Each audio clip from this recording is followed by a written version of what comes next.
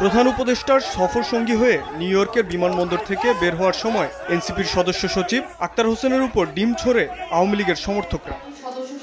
ঘটনার প্রতিবাদে রাজধানীর বাংলা মোটরে জরুরি সংবাদ সম্মেলনে আসেন এনসিপির আহ্বায়ক নাহিদ ইসলাম। বলেন, আক্তার হোসেনের উপর হামলা বিচ্ছিন্ন কোনো ঘটনা নয়, বরং এর আগেও উপদেষ্টা মাহফুজ আলম সহ গণঅভ্যুত্থানের পক্ষের শক্তিকে দেশের ভেতরে ও বাইরে হেনস্থা করা হয়েছে।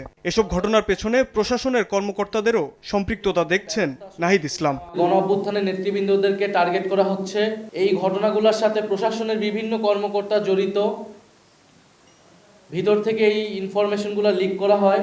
এ ধরনের ঘটনার পুনরাবৃত্তি ঠেকাতে নিউ ইয়র্কের কনসাল জেনারেলের পদত্যাগ সহ পররাষ্ট্র মন্ত্রণালয়ের ফ্যাসিবাদের দোসরদের খুঁজে বের করার দাবি জানান নাহিদ ইসলাম। গতকালকে ঘটনার সকল হামলাকারীদের চিহ্নিত করা এবং অবিলম্বে গ্রেফতার করা। নিউ ইয়র্কের কনসুলেট জেনারেলকে অবিলম্বে পদত্যাগ করতে হবে এবং ঘটনার সম্পূর্ণ তদন্ত করে নিরাপত্তা প্রদানে ব্যর্থ কর্মকর্তাদের শাস্তিমূলক ব্যবস্থা নিতে হবে। দ্বিতীয়ত, ফ্যাসিবাদের জমানায় নিয়োগকৃত আওয়ামী দোসরদের ফরেন মিনিস্ট্রি থেকে অপসারণ করতে হবে। এদিকে ভারতীয় গণমাধ্যমকে দেওয়া মির্জা ফখরুল ইসলাম আলমগীরের সাক্ষাৎকারের প্রসঙ্গ টেনে নাহিদ ইসলাম বলেন, আওয়ামী লীগ পুনর্বাসনের রাজনীতি করলে বিএনপির জন্য তা কাল হয়ে দাঁড়াবে। আওয়ামী লীগকে পুনর্বাসন করার রাজনীতি এখন বিএনপি গ্রহণ করে থাকে, তাহলে সেই রাজনীতি বিএনপির জন্য কাল হয়ে দাঁড়াবে।